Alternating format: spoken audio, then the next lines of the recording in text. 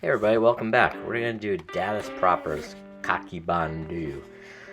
This is a Coch-y-Bondhu feather. He's very clear about this, that it has a black list, a reddish color that goes to black tips. And I know there's debate out there as to whether it's furnace, Coch-y-Bondhu, whether black tips is important or not. But Datus is pretty clear about this. He wants black tips. And this is a beetle pattern, and it's an ancient pattern. The real twist here that Datus does is to make like a real fat, more beetle-looking like body. And I'll show you how I attempt to do that.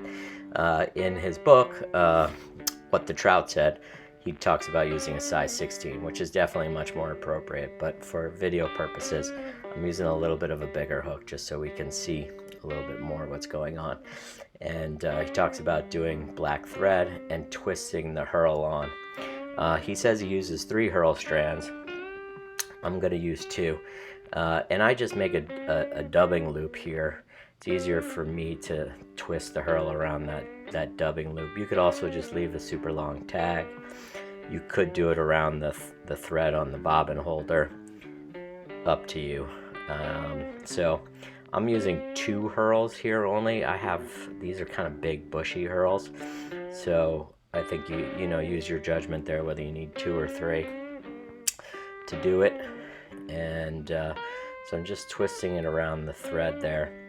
And before I tied in the herl, I kind of stroked the fibers back like you would a hackle, a soft hackle, to kind of pull the fibers away from the stem. And that way when you twist it, they really stick out, and you can get this bushy look. And if you use the taper of the herl itself, going from the tips to that middle, you get much bushier. So there I'm kind of doubling up as I'm in the middle, and keep doing that, sort of like winding onto itself a little bit, like a slight overlap wind, just to kind of make it as bushy as you can in the middle there. And then like you see, going back again just to kind of double it up, triple it up if needed, sort of judging to make that real short fat body. And he talks about fishing a Pennsylvania stream and using a spoon to check the contents of trout's stomach and finding a lot of beetles, these small beetles, but not seeing any beetles on the water. And of course he knew about the Coch-y-Bondhu pattern, which is an ancient pattern for beetles, but never heard of anybody using them really in Pennsylvania that he knew. So off to the tying bench he went, and with some of those specimens from the stomach, and tried to do that, and to tie this big fat beetle. And most of the Coch-y-Bondhu patterns he had seen have like a really big hackle, and that didn't make sense to him in terms of what a beetle looked like. And also the peacock herl body was a little anorexic, as he said, thin and narrow. So by doing this twisting technique, you make a really strong fly, and you can make that short fat body. So there's that Coch-y-Bondhu hackle. And this, like on a hackle gauge, is, I don't know, maybe a 16, maybe an 18 even. This is a small hackle. The idea is to have the hackle not really, to try and have it not any wider than the widest part of the body. And he says just 3 turns of the hackle. And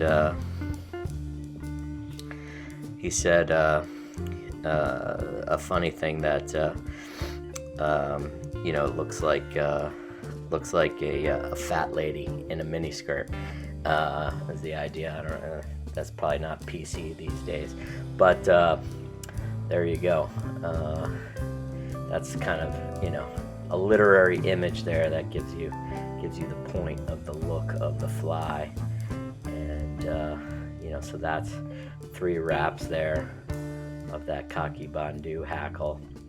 And it's maybe a little too big, to be honest. I could go even smaller on it and try and make it. I smushed the herl a little bit there with my finger, so just fluffed it up there before doing the whip finish. And we'll whip finish it here. Put a little varnish on the head. This is a pretty strong fly because of the twisting of the herl around the thread. You make that peacock herl really, really strong. And I've been doing this technique in a bunch of my herl related videos, and I think people are interested in it and like it.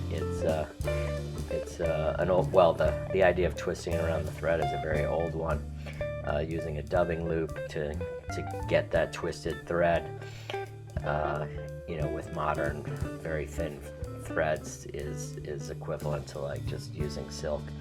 You know, it's even less than still, probably doubled up, but very, very strong. And so that's a pattern. Here I got it even plumper in the middle. So have fun, and thank you very much. Take care. Bye.